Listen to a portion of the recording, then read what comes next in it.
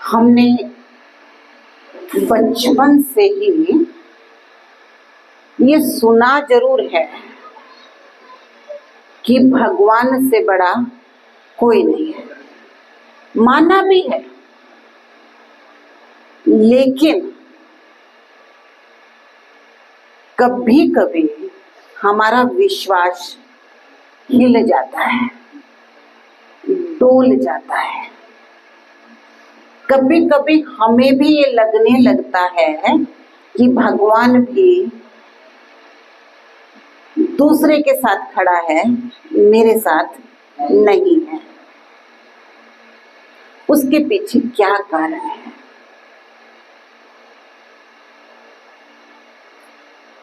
आप सबने रामायण सुनी है, रामायण देखी भी है।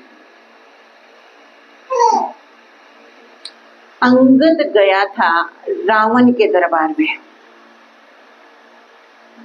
ये कहने के लिए कि राम की सीता को वापस लौटा दो, लेकिन रावण ने मना कर दिया। जब रावण ने मना कर दिया तो उस समय चैलेंज दिया था अंगद ने, क्योंकि रावण बार बार अपना ताकत दिखा रहा था, अपना बल दिखा रहा था, अपना घमंड दिखा रहा था। तो उस समय अंगद ने अपना पैर आगे करके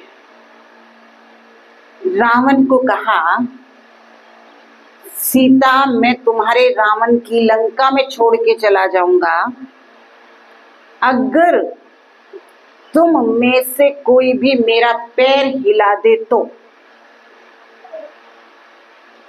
पता होगा आप सबको। और उस समय रावण के दरबार से कई लोग उठे, उन्होंने अंगद के पैर को हिलाने की कोशिश की, लेकिन कोई पैर हिला नहीं सका। और आखिर में रावण आया, उसने भी अंगद के पैर को पकड़ के हिलाने की कोशिश की, लेकिन पैर नहीं हिला। और वो चलते चलते कह के गया, जब तू राम के दूत का कुछ बिगाड़ नहीं पाया तो तू राम का क्या बिगाड़ देगा।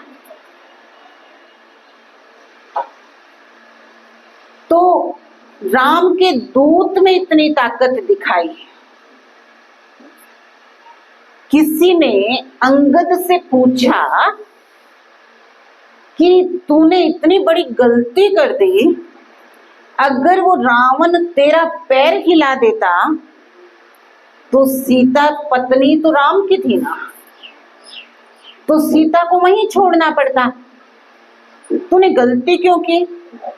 तो अंगद ने कहा, जब मैं पैर आगे बढ़ा रहा था ना, तो दिखने में पैर था अंगद का, पर उसके अंदर विश्वास था राम का। तो उस राम के विश्वास ने उस पैर में इतनी ताकत भर दी कि रावण पैर हिला नहीं पाया। अब उसका विश्वास था राम पर कि राम जो कहे सो मैं करूंगा।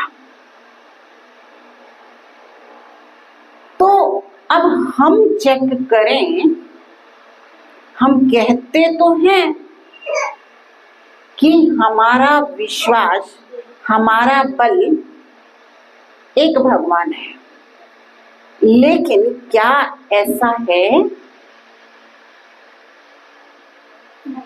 अब उसको चेक करते हुए हम थोड़ा सा आगे बढ़ेंगे। हमारा जो विश्वास है वो डोलता रहता है। वो कल भी कहानी से सुनाया था, एक से दूसरे से, दूसरे से तीसरे पे। तीसरा, हम भगवान से मदद तब पाते हैं जब भगवान पर हम केवल एक पर संपूर्ण विश्वास करके चलते हैं। एक किस्सा आपने सुना होगा तुलसीदास जी का। तुलसीदास एक झोपड़ी में बैठ करके भगवान को याद करते थे और एक दिन उस के पड़ोस में एक सेठ, उसको बाहर जाना था कहीं विदेश में, तो विदेश में जाने से पहले उसने सोचा कि मेरी तिजोरी में इतना पैसा, इतना सोना रखा हुआ है और ये पैसा और ये सोना मैं सुरक्षित रखना चाहता हूं, तो कहाँ रखूं? तब बैंक का जमाना नहीं था। तो उसके दिमाग में आया, मेरे पड़ोस में ये तुलसीदास जो बैठा है ना, ये बड़ा ईमानदार है, इसकी झोपड़ी में ही मैं रख देता हूं।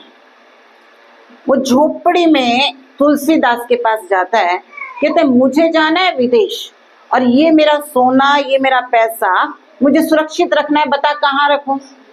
तुलसीदास ने कहा, भाई मेरी झोपड़ी में कोई तिजोरी तो है नहीं और कोई मेरे पास पहरेदार तो है नहीं, ताले हैं नहीं, तो इसलिए जहां तुझे सही लगे वहां तू रख दे।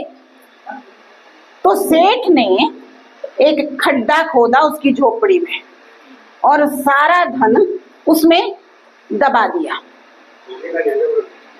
अब जब सारा धन दबा दिया तो कहते हैं दीवारों के भी कान होते हैं और चोर तो बड़े तेज होते हैं, तो चोरों को ये पता चल गया, सेठ गया लेकिन जाते जाते माल रख गया झोपड़ी में। अब तुलसीदास तो अपनी मस्ती में, भगवान की मस्ती में, चोर आते कि हम जाकर के उसकी झोपड़ी से चोरी करके लाएं, लेकिन जैसे ही वहां झोपड़ी के अंदर घुसने लगते तो झोपड़ी के बाहर दो राजकुमार पहरा देते हुए दिखाई देते। वो डर के मारे भाग जाते। एक दिन, 2 दिन, 3 दिन, कई दिन तक चोरी करने के लिए आते रहे, लेकिन रोज झोपड़ी के बाहर 2 राजकुमार पहरा दे रहे हो। अब उन्होंने क्या किया, उन्होंने सोचा भाई ये दिखने का गरीब है लेकिन पहरेदार इतने तगड़े तगड़े इसमें रख रखे हैं जो राजकुमार जैसे हैं, तो हम तो दिन में चलेंगे, इससे पूछेंगे कि आखिर इतने बड़े पहरेदार रखने के पैसे कहाँ से लाता है। तुलसीदास के पास सुबह सुबह पहुंच गए, पैर पकड़ लिए, बोले हम आए थे तुम्हारे यहाँ चोरी करने, सेठ का माल पड़ा है लेकिन चोरी नहीं कर पा रहे क्योंकि तेरी झोपड़ी के बाहर 2 राजकुमार खड़े हैं। अब बता दे ये राजकुमार जैसे जो पहरेदार रखे हैं, ये पहरेदार इनके पैसे कहाँ से लाया? बोला मेरी झोपड़ी के बाहर पहरेदार, मेरे पास तो इतने पैसे कहाँ है, मैं झोपड़ी में रहता हूँ, कोई लोग दे देते हैं तो खा लेता हूँ, मेरे पास तो ऐसा कुछ नहीं है। बोलता कई दिन हो गए हमको आते हुए, रोज 2 खड़े होते हैं। अब वो तुलसीदास पूछता है कि उनकी शक्ल बता, वो कौन है जो खड़े होते हैं? तो वो शक्ल बताते हैं चोर कि धनुष बाण ले रखा है और बड़े सुंदर सुंदर हैं, मुकुट लगा रखा है। तो तुलसीदास की आंखों से आंसू आ जाते हैं। तुलसीदास कहता है भगवान मेरे पे कितना विश्वास और प्यार करता है, भगवान मेरी कितनी लाज रखता है। अगर उस सेठ का सामान चोरी हो जाता ना तो एक साधु की लाज चली जाती, लेकिन भगवान को साधु की लाज नहीं जाने देनी थी, तो इसलिए भगवान खुद पहरेदार बन के मेरी झोपड़ी के बाहर पहरा दे रहा है। तो उसकी समझ में क्या आया कि राम और लक्ष्मण की जोड़ी पहरा दे रही है। तो ये मैंने 2 आपको किस्से सुनाए। अब भगवान भी तुलसीदास को किससे प्यार था? एक से प्यार था। अंगद का जो लक्ष्य था वो एक था। जब हमारा एक एक, फिर मैं याद दिलाऊंगी, एक साधे सब सधे, जब हम एक पर टिक जाते हैं तब हमारे जीवन की जिम्मेवारी भगवान लेता है। लेकिन जब हम भटकते हैं तो हमारी जिम्मेवारी भगवान लेता नहीं है। तो इसलिए एक भरोसा, लेकिन एक भरोसा भी किसका? सत्य का। और सत्य कौन? सत्यम शिवम सुंदरम। आप कितना भी घूम लीजिए, जो सत्यम शब्द लगता है वो शिव के साथ ही लगता है, जो सुंदर शब्द लगता है वो भी शिव के साथ ही लगता है, जो रामेश्वरम कहा वो भी शिव ही है, जो गोपेश्वरम कहा वो भी शिव ही है। तो हमारा बल, हमारा भरोसा एक है। अगर नहीं है तो आज अपने भरोसे को मजबूत बना लो। कितने भी हालात बुरे से बुरे आए, लेकिन मेरा विश्वास डगमगाना नहीं चाहिए। तो कहा जाता है सच की नाव हिलेगी डुलेगी पर डूबेगी नहीं। सच की नाव हिलेगी डुलेगी पर डूबेगी नहीं। लेकिन हम हिलते ही क्या करते हैं? नाव बदल लेते हैं, भगवान बदल लेते हैं। तो हमें क्या करना है? अब अपने एक पिता परमात्मा से कनेक्शन रखना है। अब दूसरा, भगवान, वो उससे प्राप्ति किसकी होती है? हम सब जब परिवार में रहते हैं, घरों में रहते हैं, तो हम जानते हैं कि जिसने जो बोया है वो वही काटेगा। सभी को पता है इस बात का? जो बोया है वही काटेगा। हम लोग कथनी और करनी में बहुत अंतर रखते हैं। कहते हैं माता पिता है, भगवान मेरा दोस्त है, ये भी मानते हैं? मानते हैं? सभी मानते हैं। अच्छा, अब देखना, आप ही बताएंगे हम नहीं मानते। मेरे घर में, मेरे परिवार में कई लोग ऐसे होंगे जिनके साथ मेरी बहुत बनती होगी, जिनसे अच्छी बनती होगी। मेरे घर में शादी हुई, अब मेरे घर में शादी हुई तो मैंने सबके लिए क्या मंगाया? कपड़े मंगाए, साड़ी मंगाई, सूट मंगाए, मिठाई मंगाई, सबके लिए दी। लेकिन जिसके साथ मेरी बनती है उसके लिए मैंने क्या किया? सबको दिखाने के लिए बराबर दिया। लेकिन जिससे मेरी बनती है ना, उसके लिए उसको क्या करूंगी? देख बहन, किसी को बताइयो नहीं, लेकिन तेरा मेरा ना रिश्ता बड़ा खास है। चल, तेरे को तेरी पसंद की साड़ी दिला दो, जो तुझे अच्छी लगे ना वही ले लियो। करते होंगे आप सारे, जिनके साथ बनती है, वो कोई भी हो सकता है। अब उसके लिए आपने क्या किया? खास किया। बाकी सबके लिए जैसा करना था वैसे किया, और उसको बताया भी नहीं, किसी को नहीं पता, लेकिन चुपचाप उसको लेकर के गए और उसकी साड़ी या जो कुछ आपको गिफ्ट दिलाना है आपने उसको दिला दिया। अच्छा, अब उसके घर में भी कोई फंक्शन होता है, आपने क्या दिया था उसको? आपने उसको छुप के अलग से दिया था। अब वो क्या करेगी? वो भी जब सबको देगी तो एक जैसा देगी, लेकिन आपको क्या सोचेगी? अरे तू तो मेरी खास है, मेरा बहुत ध्यान रखती है। तो बता, उसके सामने 8-10 तरीके की साड़ी रख देंगे, तुझे इसमें से कौन सी पसंद है? जो तुझे पसंद है ना वो तू ले ले। ऐसा ही करते हैं ना। अब किस्सा सिर्फ आपको साड़ी का सुना रही हूं, और इससे धीरे धीरे हमारा एक दूसरे से प्यार बढ़ता जाता है। अब हम भगवान के लिए क्या करते हैं, आप जरा ध्यान से सुनिएगा। हम गए मंदिर में, मंदिर में चाहे किसी भी चीज का, कोई सोच ले घर में शादी का, कोई बच्चा पैदा हुआ उसका, कोई घर के मुहूर्त का, हमने पंडित को कोई सूट देना है, कोई जो है पितर के नाम का या किसी के नाम का कुछ देना है, तब हम कौन सा देते हैं? तब हम कौन सा देते हैं?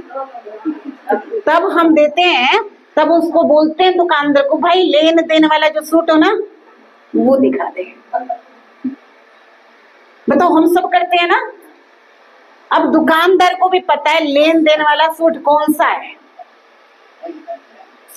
हम वो लेन देन वाला सूट जो सबसे सस्ता होता है ना, जो पंडित कभी सिलवाएगा ही नहीं, क्योंकि इतने का तो कपड़ा भी नहीं होगा, इतनी वो सिलाई लगा दे, वो हम जाकर के उसको देंगे और फिर क्या कहेंगे, हमने ना पंडित को क्या दिया? कुर्ता पजामा दिया। कौन सा दिया वो वैल्यू नहीं है, हमने वो दिया जो सबसे घटिया था। अब मुझे भगवान से चाहिए कैसा? सबसे बढ़िया। किससे चाहिए? मुझे भगवान से चाहिए ना। भगवान से चाहिए सबसे बढ़िया, और भगवान को दिया सबसे घटिया। अब जरा सोचिए, जो बोएंगे वही तो काटेंगे। जब गेहूं के नंबर होते हैं, मुझे नहीं पता कौन सी गेहूं का क्या नंबर होता है, कौन सी गेहूं बढ़िया होती है, लेकिन गेहूं के नंबर होते हैं। तो अगर मैंने घटिया वाली गेहूं बोई है, तो उसमें मैं कितनी भी खाद पानी सब कुछ कर लूं, तो क्या उसके अंदर वो वाली दूसरे नंबर वाली गेहूं पैदा हो जाएगी? नहीं होगी। तो जब मैंने बोया ही घटिया कपड़ा है, तो मेरे जीवन में बढ़िया कपड़ा कहां से आएगा?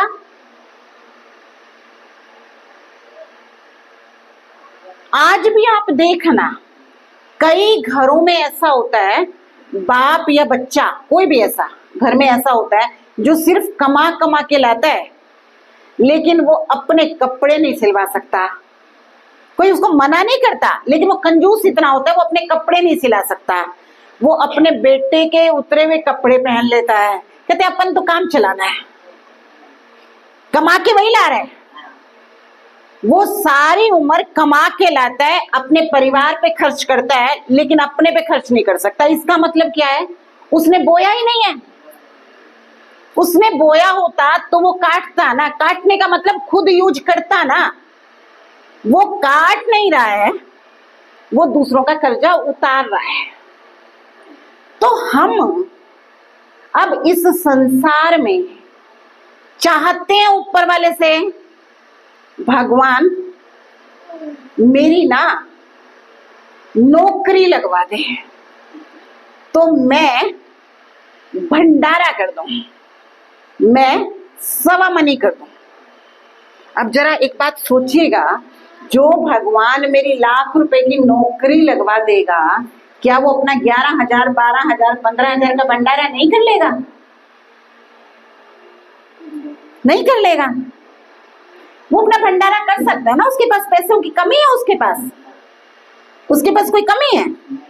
लेकिन हम क्या दे रहे हैं? भगवान को रिश्वत दे रहे हैं। हम भगवान से प्यार नहीं कर रहे हैं। प्यार किससे करें? हम अपने बच्चों से प्यार कर रहे हैं, हम अपने पति से प्यार कर रहे हैं, हम अपने माँ बाप से। लेकिन प्यार करना चाहिए उससे, उस जिससे प्यार होता है ना। वो जो प्यार था ना, वो क्या किया? सबको दिखाया तो क्या? एक साड़ी, लेकिन वो अपने खास को दी क्या? बढ़िया सी साड़ी। लेकिन हम यहाँ क्या करते हैं भगवान के साथ? जरा सोचो, आप में से भी कईयों के घरों में पेटी भरी हुई होगी लेन देन के कपड़ों की। क्योंकि जब बेटी घर जाएगी ना 2-3 सूट तो बढ़िया से सिलवा के लाएगी, वो तो पहनने हैं, और बाकी किसके लाएगी? पेटी में किसके? लेन देन के। और वो लेन देन के कपड़े कभी कोई नहीं पहनता। मैंने मेरी ननद को दिया, मेरी ननद ने आगे दिया, उसके आगे दिया, उसके आगे दिया, वो घूम रहा है, वो पहना तो नहीं जा रहा। अब जब वो पहना ही नहीं जा रहा, क्या उसका फल मिलेगा? जो काम यूज, जो चीज किसी काम ही नहीं आई, उसका फल मिलेगा? नहीं मिलेगा। मंदिर में गए, मैं फिर मंदिर पे जा रही हूँ, ये समझने की जरूरत है हम आज हमें प्राप्ति क्यों नहीं है। मंदिर में गए, मैंने मेरा पर्स खोला, दान पत्र होता है ना, कहीं दान पत्र है, कहीं माथा टेकने के लिए थाली है। सच बताओ, पर्स में से कौन सा नोट निकलता है? सबसे छोटा। मेरे पर्स में 5 रुपए भी है, 10 रुपए भी है, 50 रुपए भी है, 100 रुपए भी है, 500 भी है। अभी 2000 वाला खत्म हो गया, नहीं तो 2000 वाला भी था। मैं मंदिर में कोशिश करूंगी जो मेरा सबसे छोटा नोट है ना, वो डालूंगी। अच्छा, अब उसी मंदिर में मेरा बेटा खड़ा है, छोटा सा, 5 साल का, 7 साल का, 8 साल का, छोटा सा। वो कहते पापा या मम्मी, जो भी कहता है, मुझे ना वो बाहर वो कुल्फी वाला खड़ा है ना, वो कुल्फी खानी है। उस बच्चे को नहीं पता घटिया कुल्फी क्या है और बढ़िया कुल्फी क्या है। कुल्फी 10 रुपए की भी है, कुल्फी 20 रुपए की भी है, तो कुल्फी खानी है। अब उसके लिए हम कौन सी कुल्फी लेके आएंगे? जो घटिया वाली होगी ना, कहेंगे ना ना बेटा गला खराब हो जाएगा, ये कुल्फी नहीं। कमी है क्या अपने पास? अच्छी वाली कुल्फी ले लें। उसके लिए मैंने कौन सा खर्च किया? बच्चे को तो पता ही नहीं था, वो 5 वाली मांग रहा है और मैंने कौन सी दी? 20 वाली। बेटे के लिए मैंने 20 वाली, और भगवान के लिए मेरे, जरा ध्यान से सुनना, अभी भी क्लियर नहीं है। मेरी नौकरी लग जाए, मैं भगवान का भंडारा करूंगी। अब भंडारा करने के टाइम बारी आई ना, पहले तो पता ही नहीं था कितने पैसे लगेंगे। अब गए मंदिर में, पूछा भंडारा करवाना है, कितने पैसे लगेंगे? अब पंडित जी ने कहा 20,000। 20,000? 20,000? वो पास में दूसरा मंदिर है, उससे ही पूछ लेते हैं, भंडारा ही तो कराना है। अब उससे बात किया, छोटा मंदिर है, उसने कहा 10,000। 5,000 में काम नहीं चल सकता। मैं आपको ये इसलिए बता रही हूँ, समझने की बात है। हम भगवान पर कहने को विश्वास करते हैं, लेकिन जिस पर विश्वास करते हैं उसके लिए क्या हम कुछ करते हैं? कुछ करते हैं। किसी के घर में शादी है, और जब मेरे घर में शादी थी ना, उसने पूरे मेरे घर का काम संभाला था। 3-4 दिन घर पे रह करके उसने जो आए लोग थे उन सबको चाय पानी पिलाई, सारी व्यवस्था संभाली। अब उसके घर में शादी है तो मैं संभालूंगी कि नहीं? संभालूंगी कि नहीं? पक्का संभालेंगे ना। मेरे घर में काम होगा ना तो भी क्या कहूंगी ना, आज तो उसके काम मुझे आना है क्योंकि वो मेरे काम आई थी। घर के लोग कहेंगे अरे फलाना बीमार है मत जा ना, वो भी कर लूंगी, वो भी कर लूंगी, पर जाऊंगी जरूर, निभाऊंगी। अच्छा, अब मुझे भगवान पर समय लगाना है सत्संग में, और मेरे घर में शादी है, क्या कहेंगे? फुर्सत नहीं है, बाजार जाना है मुझे। कहाँ जाना है? बाजार जाने, कपड़े खरीद के लाने हैं, मेहमान आएंगे, सांस लेने की भी फुर्सत नहीं है। तो मैंने भगवान पे टाइम लगाया ना, मैं भगवान पे टाइम लगा रही हूं ना, मैं भगवान पे धन लगा रही हूं। ये तन भी किसके लिए लगा रही हूं? तन भी मेरे बाल बच्चों पे, सारा चीज किस पे लग रही है?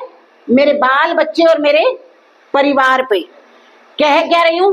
तन मन धन सब कुछ तेरा, तेरा तुझको अर्पण, क्या लागे मेरा। झूठ नहीं बोल रहे हम भगवान को। तन मन धन सब कुछ तेरा है, तो तेरा, तो उसके लिए भी आप गांव में एक कहावत बोलते हो, सब कुछ तेरा है पर धरे ढके ने हाथ ना लगाइयो।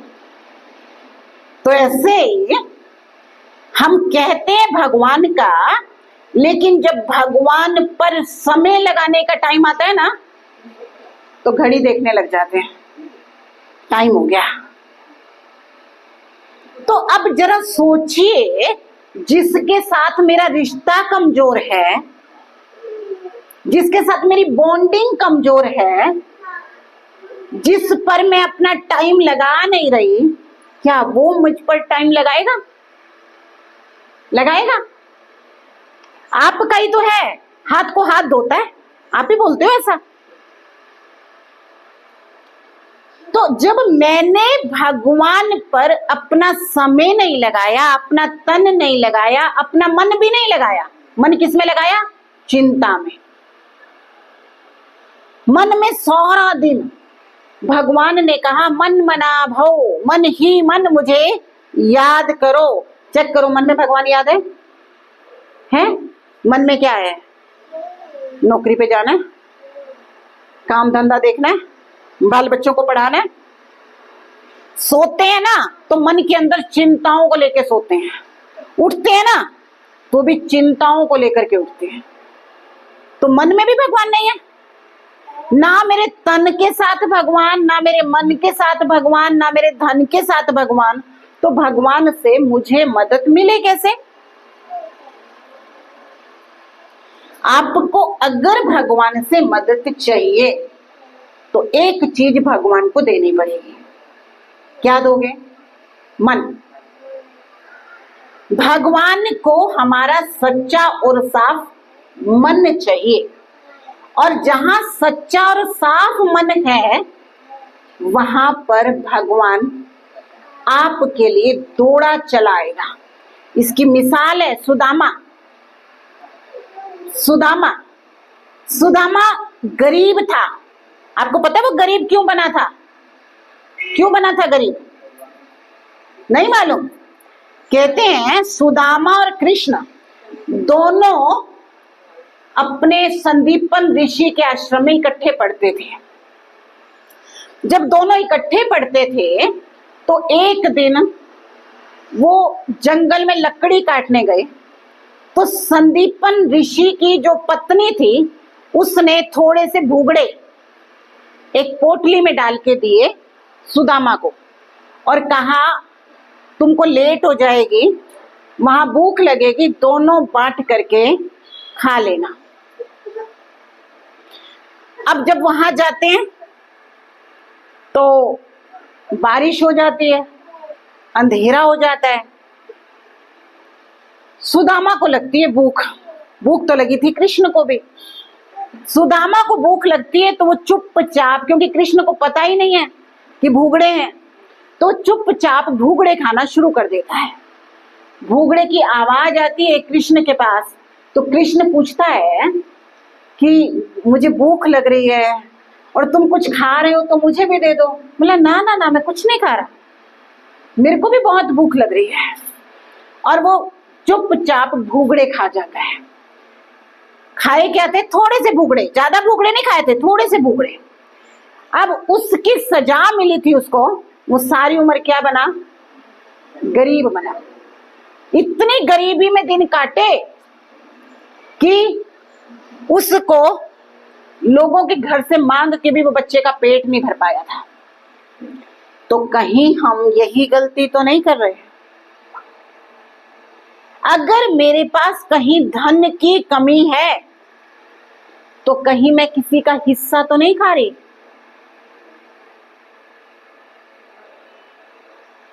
या पहले खा चुकी हूं? तो हमें धन की कमी तब देखनी पड़ती है जब हम अपनी कमाई में से, अपने अन्न में से, अपने धन में से उस ईश्वर के लिए कुछ हिस्सा निकालते नहीं है। अब उसका परिणाम देखो, अब सारी उम्र उसने गरीबी में निकाली। अब दूसरी कहानी पे जा रही हूं मैं। उसके बच्चे भी हो गए, उसके बच्चे बहुत भूखे थे, कई दिनों से खाना नहीं खाया था। तो सुदामा की पत्नी कहती है कि आप तो कहते हो आपका दोस्त बहुत बड़ा राजा है, उसके पास किसी चीज की कमी नहीं है, तो क्या आप अपने दोस्त के पास नहीं जा सकते? जा करके वहां उसको अपने घर का हाल नहीं सुना सकते? अब बार बार पत्नी कह रही है, तो वो कहता है जाऊं तो जाऊं कैसे, खाली हाथ जाऊं क्या? तो उसकी पत्नी कहती है कि मैं पड़ोस से कुछ मांग लाती हूँ। तो देखो अब उसके दिमाग में क्या आता है, बोले पड़ोस से मांग लाती है तो पड़ोस से मांग के अपने बच्चों को खिला देना। बच्चों ने कई दिनों से खाना नहीं खाया, रो रहे हैं, तो आज उधार मांग ला और बच्चों को खिला दे। तो पत्नी बड़ी समझदार होती है, वो कहती है आज तो मांग के ले आऊंगी, इनको खिला दूंगी, कल कौन देगा, इसलिए इतने दिन से भूखे हैं तो एक दिन भूखा और रहने दे।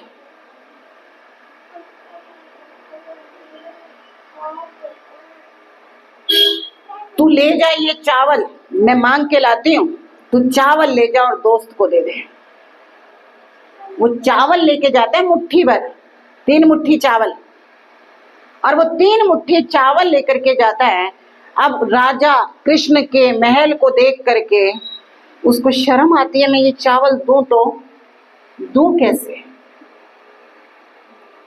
इतने राजपाट वाले श्री कृष्ण के आगे ये मोटे से गंदे से चावल रखूं? लेकिन क्या कहते हैं, कृष्ण ने उसे छीन लिया और छीन करके उसने 2 मुट्ठी खा लिए। और जब 2 मुट्ठी खा लिए उसके बाद उसने सुदामा को जब घर से विदा किया तो खाली हाथ भेजा। अब सुदामा फिर सोचता हुआ जा रहा है, घर जाऊंगा मेरी पत्नी कहेगी तेरे को भेजा किस लिए था। लेकिन जब वो घर पहुंचता है तो उसके सारे महल बने होते हैं, सारी सुख सुविधाएं आ चुकी होती हैं। ये सारी चीजें मैं आज आपको सुनी हुई कहानियों से लेके जा रही हूं, जहां तक लेके जाना है। हम वहां जाकर के देखते हैं कि खूब राज ठाठ हो रहे हैं, मेरे बच्चे बड़े सुंदर सुंदर कपड़ों में घूम रहे हैं। तो वो कहता है, भगवान का शुक्रिया अदा करता है, कहते भगवान तू देता भी है और दिखाता भी नहीं है। तो अब इतनी सारी कहानियां सुनाने के बाद मैं केवल आपको ये बताना चाह रही हूं, क्या भगवान के साथ मेरा सच्चा रिश्ता है? अभी तक तो नहीं है, अभी तक तो नहीं है। अभी तक तो दुनिया में लोगों से जिनसे कुछ नहीं मिला, जिनको 1 साड़ी दूंगी तो वो 2 साड़ी दे देगा ज्यादा से ज्यादा, जिनको मैं 101 रुपया दूंगी वो मेरे को 201 या 250 कर देंगे, इतना ही करेंगे ना। लेकिन जो मेरे 1 रुपए को 1000 कर सकता हो, जो मेरे 1 मिनट को कीमती बना सकता हो, जो मेरे टूटे हुए शरीर को सही कर सकता हो, उससे मेरा रिश्ता कच्चा है। अब उस रिश्ते को पक्का करो। अब उस रिश्ते को पक्का करने का भी तरीका है। जब मकान बनाते हैं ना, तो मकान के अंदर सबसे पहले क्या लगाते हैं? पिल्लर। वो क्या बोलते हैं आप उसको? पिल्लर को क्या बोलते हैं? पिल्लर ही बोलते हैं।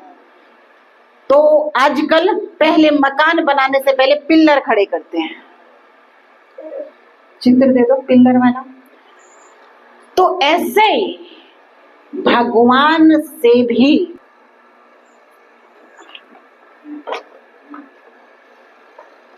हमारा कनेक्शन भगवान से जुड़ जाए, हम योगी बन जाएं। योगी का मतलब साधु बनना नहीं है, योगी का मतलब घर छोड़ना नहीं है, योगी का मतलब अपना परिवार छोड़ना नहीं है, योगी का मतलब अपने बाल बच्चे छोड़ना नहीं है। योगी माना जिसका रिश्ता भगवान से जुड़ जाए। तो जिसका रिश्ता भगवान से जुड़ जाए, वो रिश्ता जोड़ने के लिए 4 हमको पिल्लर चाहिए। वो पिल्लर कौन से हैं? नंबर 1, पहले पिल्लर का नाम है सत्संग। सत्संग यानी रोज हम आत्मा को ज्ञान दें। सबसे पहला पिल्लर है सत्संग, सच का संग। इस दुनिया में सारे हैं झूठ के संग, एक भी मनुष्य सच्चा नहीं है। सच्चा केवल एक भगवान है। इसलिए सबसे पहला पिल्लर है सत्संग। दूसरा पिल्लर है दिव्य गुण। दिव्य गुण किसको बोलते हैं? जिसके अंदर प्रेम, शांति, हर्षित मुक्ता, नम्रता, धैर्यता, यानी हमारे अंदर देवी देवताओं जैसे गुण हो, सहनशीलता हो। तीसरा पिल्लर है हमारे पास शुद्ध आहार, शुद्ध भोजन। कहते हैं जैसा होगा अन्न वैसा होगा मन, जैसा पियोगे पानी वैसी होगी वाणी। पता है आप लोगों को इसका? जैसा होगा अन्न वैसा होगा मन, जैसा पियोगे पानी वैसी होगी वाणी। तो तीसरा पिल्लर है शुद्ध भोजन। चौथा पिल्लर है ब्रह्मचर्य। ब्रह्मचर्य का मतलब है ब्रह्मा ने जो सृष्टि रची ना, उसके आचरण पर चलना। आचरण पर चलना यानी वैसे कर्म करना जो ब्रह्मा ने किए, वो है ब्रह्मचर्य। अब आपको जरा क्लियर समझना है कि नंबर 1 है सत्संग, दूसरा है दिव्य गुण, तीसरा है शुद्ध भोजन और चौथा है ब्रह्मचर्य। अब सत्संग तो आप रोज सुन रहे हो, आज 6 दिन हो गए। तो आप एक हो गया सत्संग। जब आप रोज सत्संग सुनोगे ना, तो नेचुरली अपने आप हमारे अंदर गुण आते जाएंगे। हमको कुछ करना नहीं पड़ेगा, क्योंकि जैसे माहौल में हम रहते हैं, अगर हम लड़ने वालों के साथ रहते हैं ना, तो हमारे अंदर भी संस्कार लड़ने के आ जाते हैं। अगर हम प्यार से रहने वालों के साथ रहते हैं ना, तो हम भी एक दूसरे से प्यार से बोलने लगते हैं। अगर कहीं ऊंची आवाज में बोलने वाले होते हैं ना, तो हमारी आवाज भी ऊंची हो जाती है। अगर कोई मीठा बोलने वाला होता है ना, तो हमारी आवाज भी मीठी हो जाती है। तो इसलिए हमारे जब हम सत्संग में बैठे हैं, ज्ञान सुन रहे हैं, तो दिव्य गुण तो अपने आप आ जाएंगे। लेकिन ये जो तीसरी चीज है, तीसरा पिलर शुद्ध भोजन। आप सब शुद्ध भोजन खाते हैं? आपको पता है शुद्ध भोजन किसको कहते हैं? शुद्ध भोजन किसको कहते हैं? आप में से जिसको पता हो प्लीज बताओ। आप क्या बनने वाले हो? 1 मिनट, आप क्या बनने वाले हो? बताओ, अभी तो रोज बता रही हूं। आप क्या बनने वाले हो? देवता। जो भोजन देवताओं को चढ़ता है वो भोजन है शुद्ध भोजन। जिस भोजन का भोग लगता है वो भोजन है शुद्ध भोजन। नवरात्रि मनाते हो आप? ऐसी क्या चीज है जो नवरात्रों पे नहीं खाते हो? क्या नहीं खाते हो? लहसुन प्याज। लेकिन बाकी दिन तो हम खाते हैं ना प्याज लहसुन, हम सब खाते हैं, ठीक है ना। और हम कहते हैं प्याज लहसुन में क्या रखा है। प्याज लहसुन तो देसी भोजन है हमारा। तो देखो भोजन कैसा होता था, आज ये सब्जियां बनाने लग गए। नहीं तो प्याज तोड़ा, रोटी पे रखा और खा लेते थे, ऐसे ही खाते थे। देखो मैंने बचपन में ऐसे ही खाया। सिलबट्टे पे चटनी बनाई लहसुन की, छोंक लगाया, वो खाया है। हमने भी वही खाया है, हमने भी वही खाया है। लेकिन अब इस भोजन का असर देखो। आज जो हमारे घरों में क्रोध है, लड़ाई है, आज जो हमें बार बार गुस्सा आ जाता है, चाहते नहीं है, कई बार हम कहते हैं मुझे पता है गुस्सा नहीं करना चाहिए, काम बिगड़ जाता है, पर मुझे गुस्सा आ जाता है। उसके पीछे कारण है। जो प्याज और लहसुन है ना, उसके अंदर एक ऐसा केमिकल है, तीखा केमिकल है, जो मेरे गुस्से को बढ़ाता है, जो मेरी बुराई को बढ़ाता है। अगर ये प्याज लहसुन अच्छा होता तो नवरात्रों पे क्यों नहीं खाते?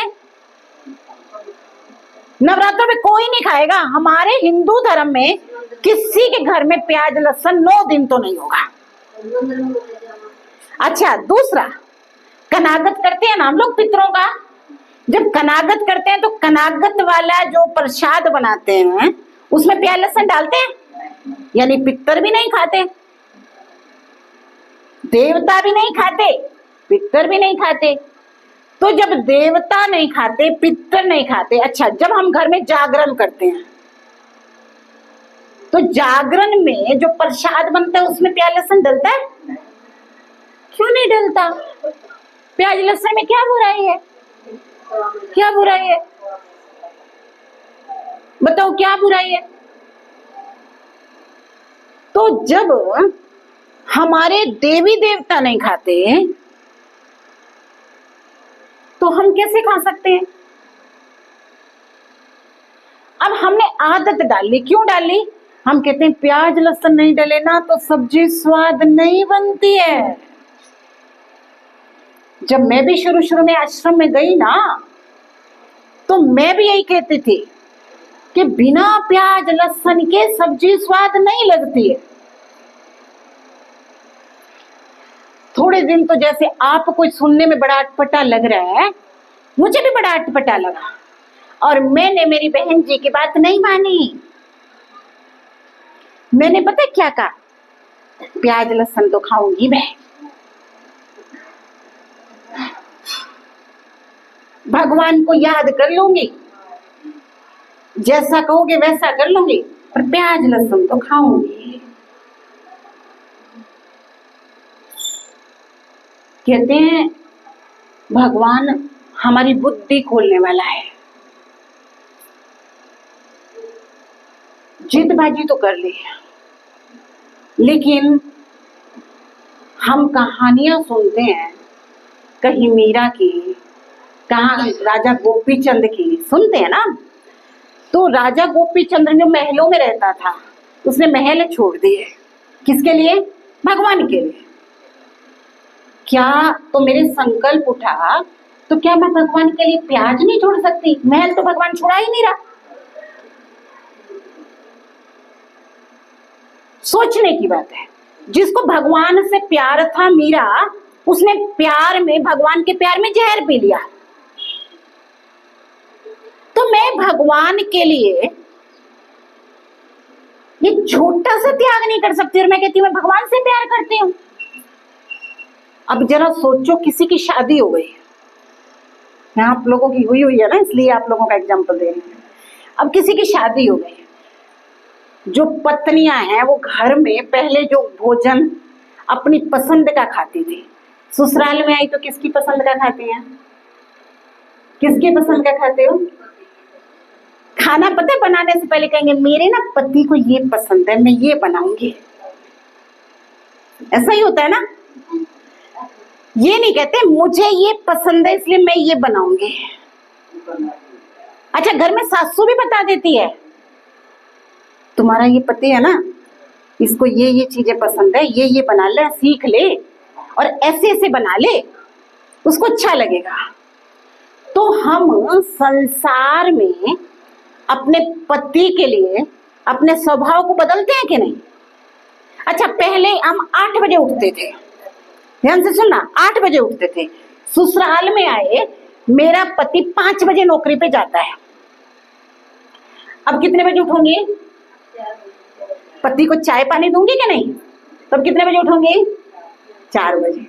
नींद छोड़ी ना, पहले तो नहीं उठती थी, घर में मेरी माँ उठाती रहे तो भी ना उठूं, नींद आ रही है, और अब माँ नहीं उठाती, प्यार उठाता है, प्यार उठाता है, अपने आप नींद खुल जाती है। कहीं ऐसा ना हो चाय पानी ना दूं और भूखा घर से निकल जाए। तो क्या मैं भगवान से प्यार नहीं करती? बोलो बोलो, आप भगवान से प्यार करते हो? करते हो? करते हो? नहीं करते। यानी हम एक छोटी सी चीज भी छोड़ नहीं सकते। तो प्यार कितना कच्चा है, पक्का है? कच्चा है? कच्चा है, पक्का है? प्यार तो है भगवान से, क्योंकि ऐसी ऐसी पत्नियां भी होती हैं जो पति भूखा चला जाता है और वो सोई रह जाती है, ऐसी भी होती हैं। तो हम उनमें से है ना, भगवान से उतना ही प्यार करते हैं ना? पक्का प्यार नहीं करते ना? अच्छा, अच्छी लग रही है प्याज लहसुन, क्या उसके बिना खाना अच्छा नहीं बनता है? नहीं बनता है। और प्याज तो कई बार 100-200 रुपए किलो हो जाती है, 300। हमको इसका पता नहीं है क्योंकि हम तो खाते नहीं है। लेकिन ऐसा नहीं है, जो आश्रम पे आते हैं उनमें से कई खाते हैं और कई नहीं खाते हैं, सब तरीके के लोग हैं। तो हमारा काम आपको बताना है। अगर करीब बैठना है भगवान के, अगर करीब का रिश्ता बनाना है, तो ये भोजन भगवान कहता है, इस भोजन में कोई आनंद नहीं है। आज जो घर देखो ना आप, क्या बन चुके? लड़ाई के अड्डे। छोटे छोटे बच्चे, एक घर में बच्चा 7 साल का, एक बच्चा 10 साल का, आपस में एक दूसरे को मारने को तैयार है। क्यों है ऐसा? क्यों है ऐसा? क्योंकि भोजन अच्छा नहीं है। इस पे आपको एक कहानी सुनाती हूँ। आप सोच रहे हैं ना, ये भोजन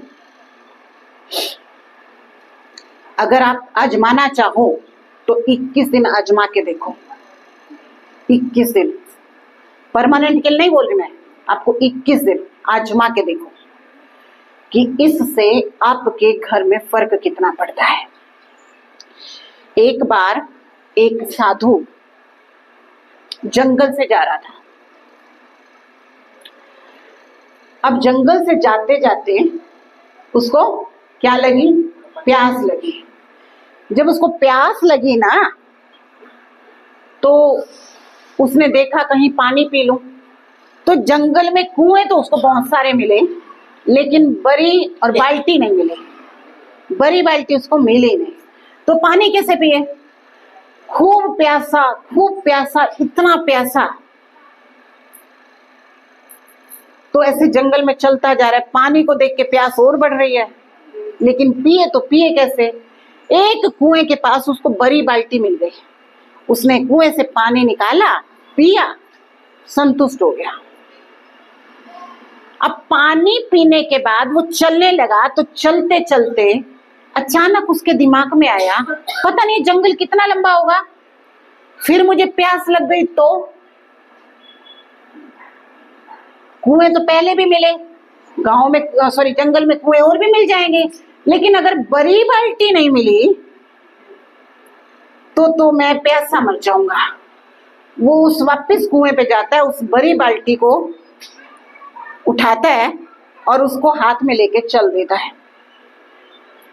रास्ते में चलते चलते उसके दिमाग में आता है, अरे मूर्ख, अरे पागल,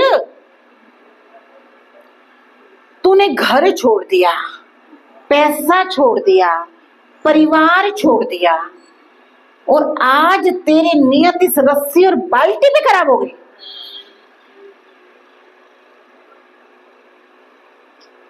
आज तू बड़ी बाल्टी चुरा के ले आया, इतना बड़ा पाप तूने कर दिया। अब उसके दिमाग में आया कि मैं हूं तो ऐसा नहीं, जरूर इस कुएं में कुछ गड़बड़ है। वो वापस जाता है, बाल्टी वहां रखता है और वहां बैठ जाता है कि कोई तो ऐसा होगा जो आसपास का यहां आएगा, और आने वालों से वो पता करने लगता है कि ये कुआं किसने बनवाया। तो पता चलता है ये कुआं एक डाकू ने बनवाया, जो लोगों के पैसे लूटता रहा और मरने से पहले वो ये कुआं बनवा गया। अब उसने अपने माथे पे हाथ रख के कहा कि जैसा पियो पानी वैसी हो वाणी। तो उसने पानी कैसा पिया? चोरी के पैसों का बनवाया हुआ। तो क्या आया? चोरी के संस्कार आए। तो इसलिए भगवान हमको क्या बना रहे हैं, क्या बना रहे हैं? सुंदर सा देवता।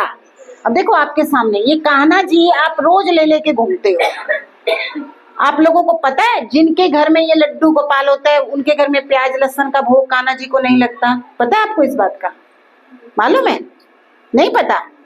जिसके घर में लड्डू गोपाल होता है ना उसके घर में प्याज लहसुन का भोग नहीं लगता है।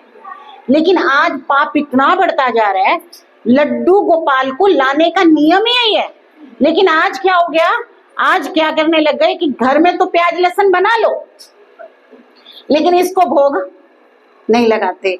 लेकिन उस घर में जरा सोचिए, आपके घर में कोई ऐसा व्यक्ति है जो अंडा मांस मीट नहीं खाता, तो क्या आपको उस जिस बर्तनों में आपने अंडा मांस मीट बनाया उसी में आप उसका भोजन बना के दे दोगे?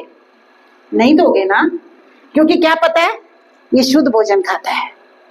तो ये क्या खाता है? ये क्या खाता है? शुद्ध भोजन खाता है।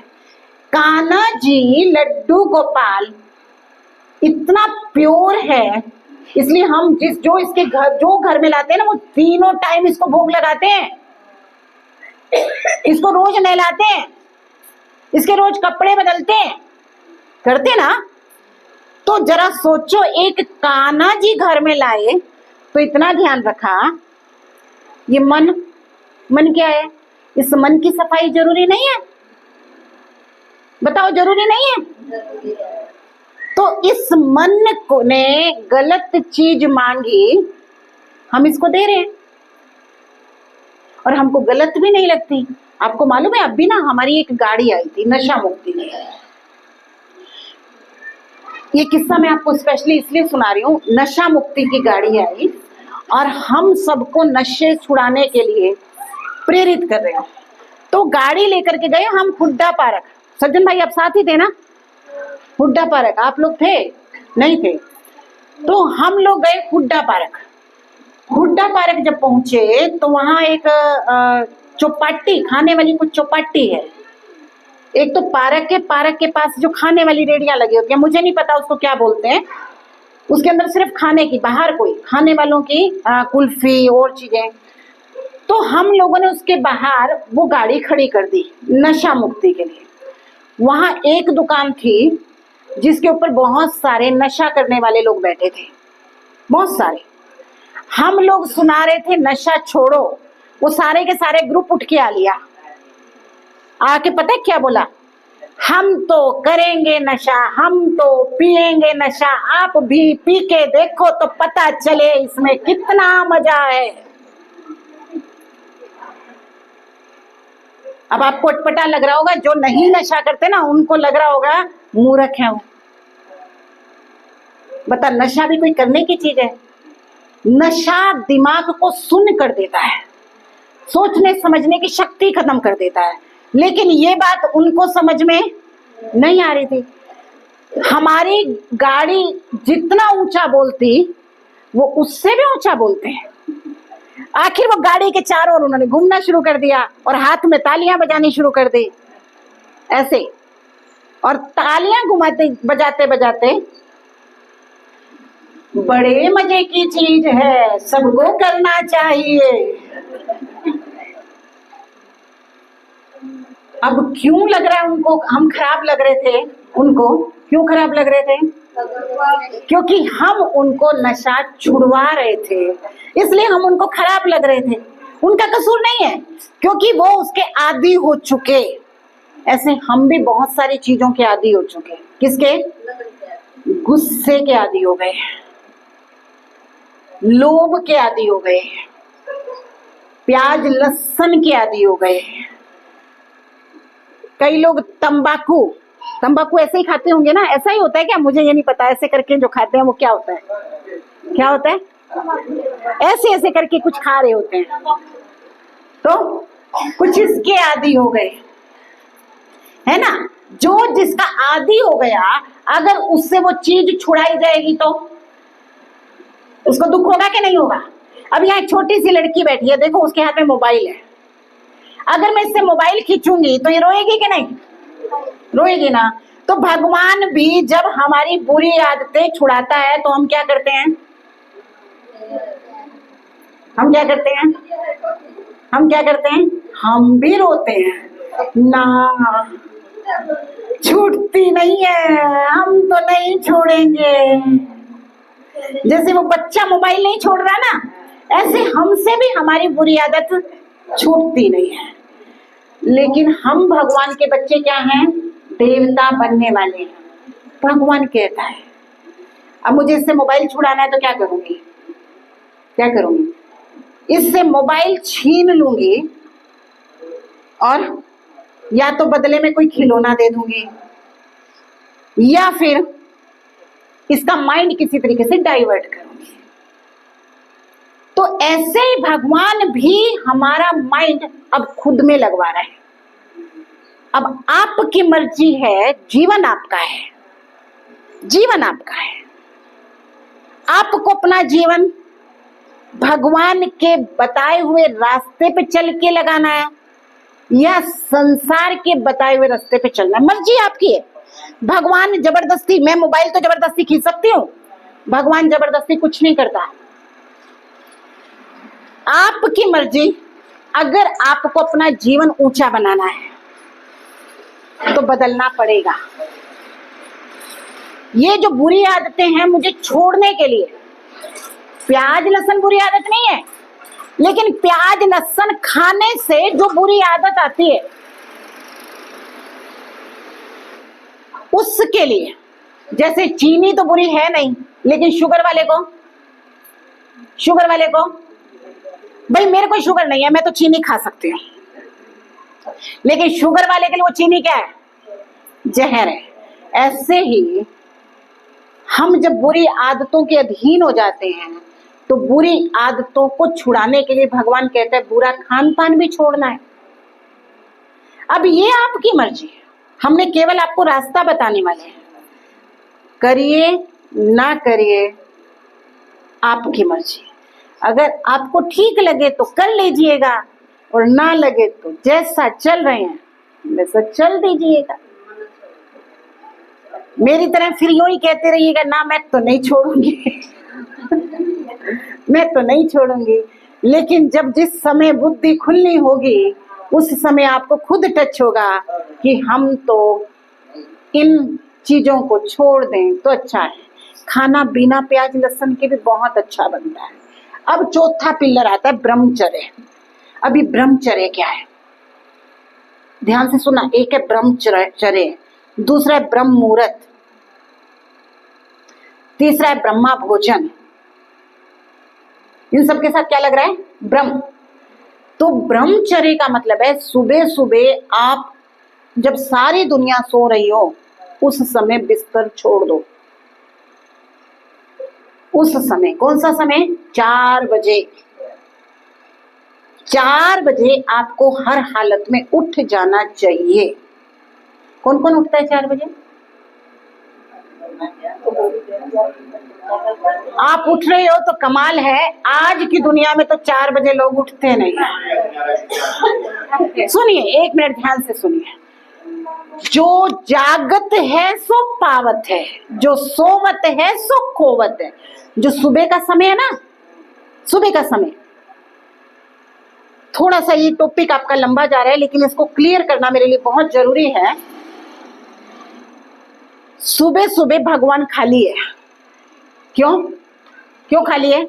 उसके पास मांगने वालों की भीड़ कम है, क्योंकि 4 बजे कौन उठेगा? थोड़े से लोग, दुनिया में 100, 200, 500 लोग, इतने ही लोग उठे होंगे।